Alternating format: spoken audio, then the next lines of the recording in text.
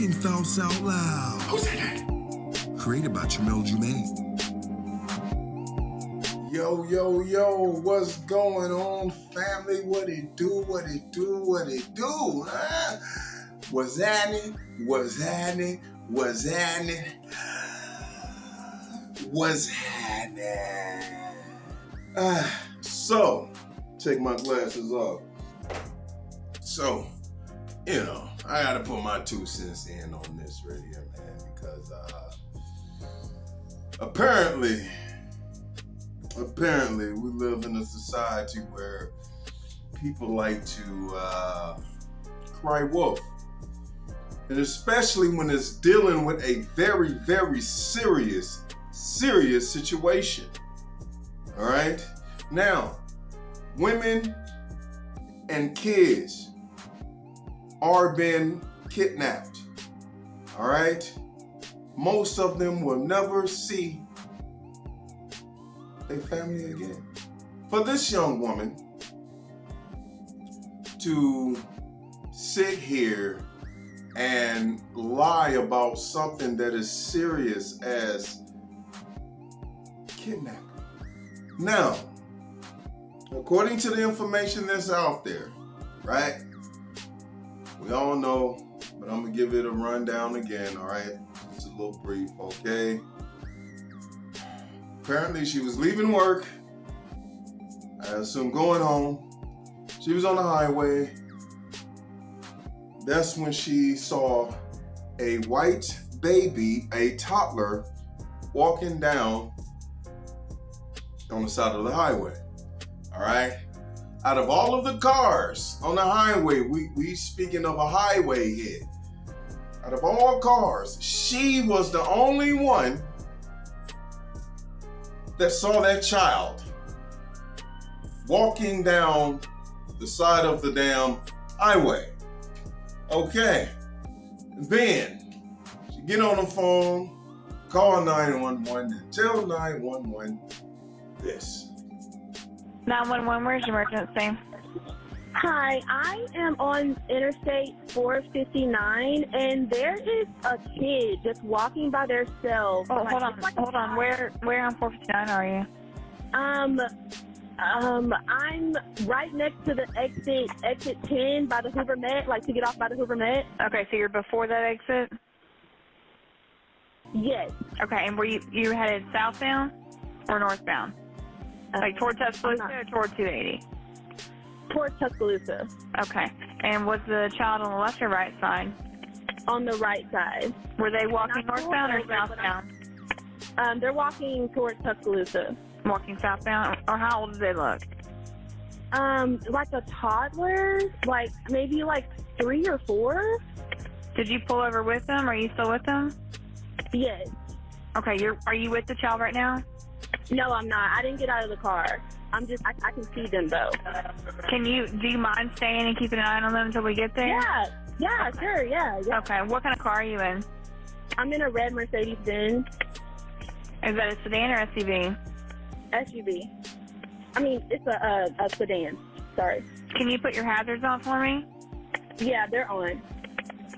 Okay. Did you talk to the child at all, or did you say anything to them? No. Okay. No. Do they look like they're injured? No, they don't. Are they white, black, Hispanic, or Asian? They're white. Okay. Is it male or female? I think it's a boy, a little boy. White male? Okay. Is he wearing clothes? Yes. Okay. What is he wearing? It's a white T-shirt, and it doesn't look like he has any pants on. It looks like a diaper. And you don't see any cars anywhere? No cars are anywhere. After all of that, right? After all of that, she ended up getting out of her car, and some dude with orange hair jumped out the bushes, out of the woods, out of no damn where, came and picked her up and took her away in I believe, 18-wheeler or whatever the case may be. Okay. Now, when I first heard this story, all right, knowing that this stuff do happen, that women do get kidnapped, and there are sickos out there kidnapping people. You know, I was hurt by it. But then, 2.5 days later, 3 days later, or something like that, she magically appears back home, and then the police department came out and made a statement. At 10:44 p.m. on July 15th, the Hoover 911 center receives a call from Carlee's residence stating that she returned home on foot. In subsequent investigations, detectives obtained surveillance footage of Carlee walking down the sidewalk alone prior to arrival at her residence. She was conscious and speaking with paramedics when she was transported to UAB. Detectives were able to obtain a brief statement from her prior to being treated and released. During the statement, she told detectives that while traveling down the interstate, she saw a baby walking down the side of the road and called 911. She stated when she got out of her vehicle to check on the child, a man came out of the trees and mumbled that he was checking on the baby. She claimed that the man then picked her up and she screamed. She stated he then made her go over a fence. She claims he then forced her into a car, and the next thing she remembers is being in the trailer of an 18-wheeler. She stated that the male was with a female. However, she never saw the female, only hearing her voice. She also told detectives she could hear a baby crying. She told detectives the male had orange hair with a big bald spot on the back. She said she was able to escape the 18-wheeler and fled on foot, only to be captured again and then was put in a car. She claimed she was then blindfolded but was not tied up because the captor said they did not want to leave impressions on her wrists. She said that they took her into a house and made her get undressed. She believes they took pictures of her, but she does not remember them having any physical or sexual contact. She stated the next day she woke up and was fed cheese crackers by the female. She said the woman also played with her hair, but could not remember anything else. At some point, she was put back in a vehicle she claims was able to escape while it was in the West Hoover area. She told detectives she ran through lots of woods until she came out near her residence. During this interview, detectives noted that Carlee had a small injury to her lip, and she claimed that her head was hurting. She also had a tear in her shirt. Detectives also noted that she had $107 cash in her right sock. Out of respect for Carlee and her family, detectives did not press for additional information in this interview and made plans to speak with her in detail after giving her time to rest. Detectives continue analyzing data from Carlee's cell phone that was left behind at the scene. We enlisted the help of the United States Secret Service in conducting this analysis. Part of what data includes several internet searches in the days leading up to her disappearance that I think are very relevant to this case.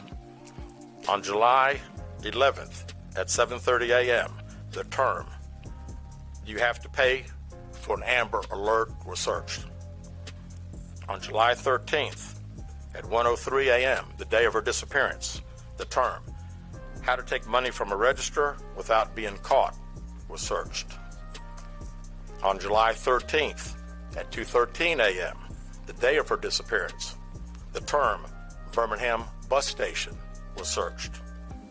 On July 13th, 2:35 a.m., a search for a one-way bus ticket from Birmingham to Nashville was conducted with a departure date of July 13th.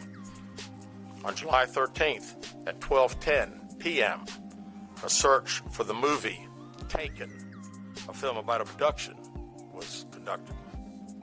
There were 2 searches related to Amber Alerts on a computer at Carlee's place of employment, including one regarding the maximum age of an Amber Alert. There were other searches on Carlee's phone that appeared to shed some light on her mindset, but out of respect for her privacy, we will not be releasing the content of those searches at this time. We've asked to interview Carlee a second time, but have not been granted that request. As you can see, there are many questions left to be answered, but only Carlee can provide those answers. What we can say is that we've been unable to verify most of Carlee's initial statement made to investigators, and we have no reason to believe that there is a threat to the public safety related to this particular case. Thank you very much. She lied, y'all. She lied. She made it all up. She made it all up. I hope she goes to prison. I don't want her to go to jail. I want her to go to prison. I do not feel sorry for her.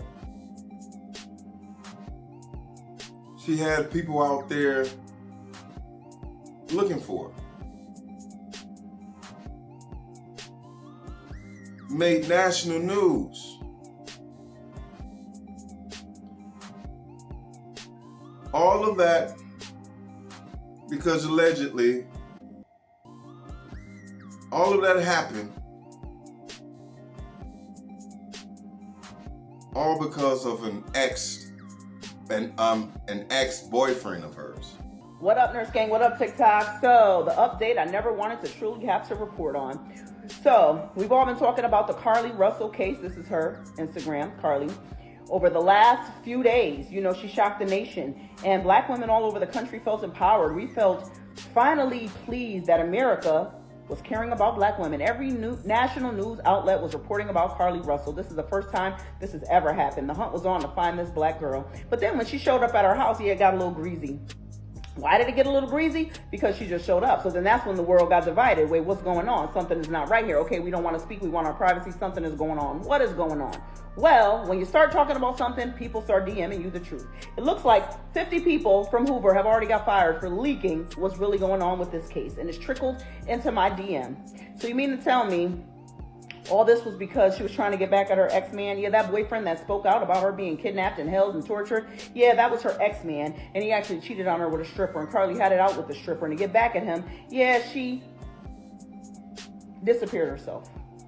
And then got afraid when it blew up. This is what Carlee said to the side chick. Itch, please. He told me everything you said about me and you thought I told him to say that. I wasn't even with him. You're delusional AF if you think y'all little conversation was anything more than convenience and the fact that he used you to get back at me out of anger.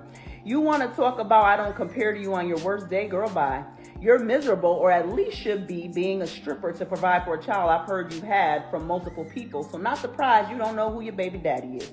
Mention me or contact my NIGGA again, and you'll see I'm not the one to play with. You don't want you and your whole family touched. You're poor. I'm rich. You're a stripper. I'm a nurse.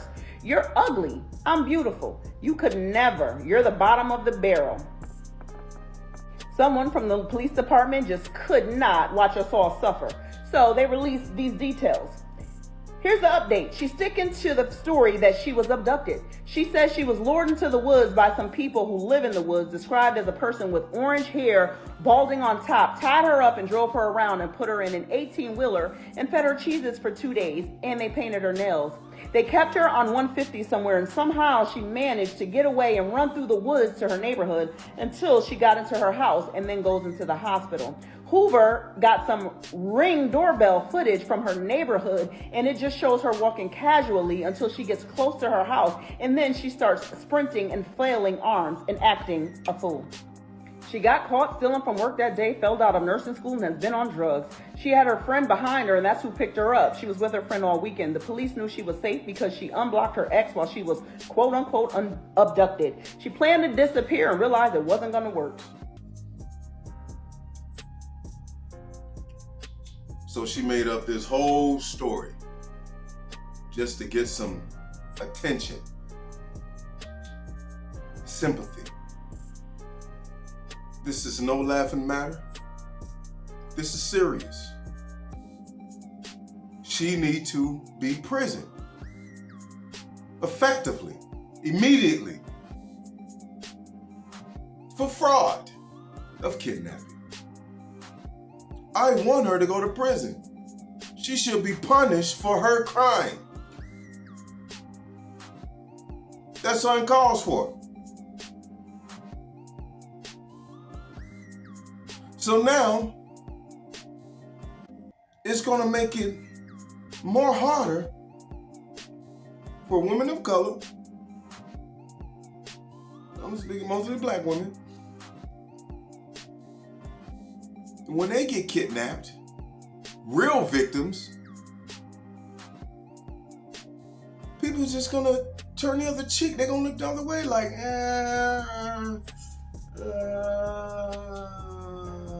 because last time. And this isn't the first time this happened. It's this white lady. She did the same thing. I believe it was last year. Can't remember her name, but I'll just play the clip. We're to turn now to the California mother who made national headlines when she vanished in 2016, only to reappear 3 weeks later on Thanksgiving Day, claiming she was kidnapped. Now, Sherry Papini has been arrested in connection with her disappearance.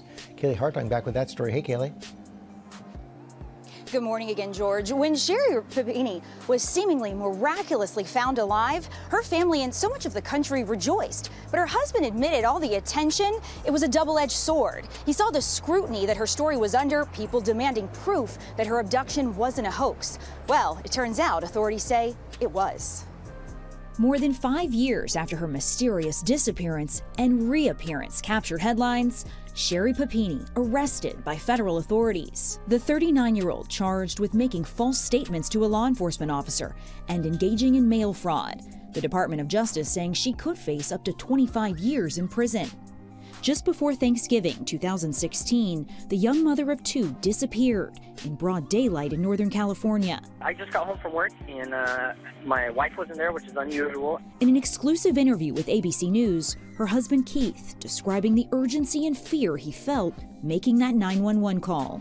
I wanted to make a clear message that this is real. You need to get here now. With a nationwide search underway, her community on edge, and the country engrossed in her story, 3 weeks later, she was found bound and beaten on the side of the road about 150 miles from home. Keith racing to the hospital, finding a woman almost unrecognizable. I just ran past everybody and I, throw open the curtain and she was there in a bed in her poor face. And I just hugged her, I just held her. I felt like I hugged her for like 20 minutes. As an investigation searched for her captors, Papini painting a graphic picture of an abduction by 2 Hispanic women at gunpoint and the torture she suffered. Papini firmly standing by that story, even when a federal agent warned her in 2020 that it's a crime to lie to federal agents, and presented her with evidence that she was not abducted. Now authorities calling out her web of lies. The criminal complaint revealing investigators discovered Papini was staying with a former boyfriend and harmed herself to support her false statements. Cell phone data, DNA evidence, and testimony from that ex-boyfriend unraveling Papini's story. Missy MacArthur was the mayor of Redding during Papini's disappearance. She spoke to GMA overnight. I totally believed her. I thought she really did have PTSD, that she had been beaten and just mistreated completely. Our community really got behind her and the Papini family, and disappointment, disheartenment. And Sherry Papini's family is keeping a united front, telling ABC overnight that Sherry and Keith have cooperated with law enforcement's requests despite repeated attempts to unnecessarily pit them against each other. They say we are confused by several aspects of the charges and hope to get clarification. This is no laughing matter. This is no joke. Anybody that makes a false statement about being kidnapped should be prison. You need to be punished for your ignorance. But I stand where I stand on with this. She need to be punished. She need to go to prison. To hell with jail. She needs to sit down and really think about what she did and really learn about accountability. Because that's women kryptonite. Accountability. You say accountability.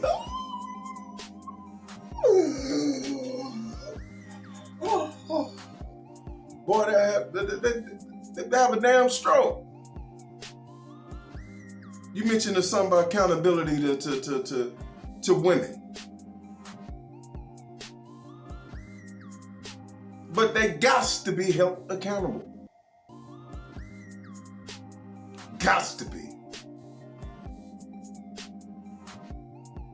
and not stand on it. Send her ass to prison. That's all I got. That's all I'm gonna say on that. Most of all that other stuff already been said. I'm just putting my 2 cents in on it. All right? Well, you're going to jail. You're going to jail. She better. She better. Alabama bet not pull no BS and allow this woman to walk. She need to be punished. All right? I digress. Speaking Thoughts Out Loud. Who said that? Created by Jamel Jumaine.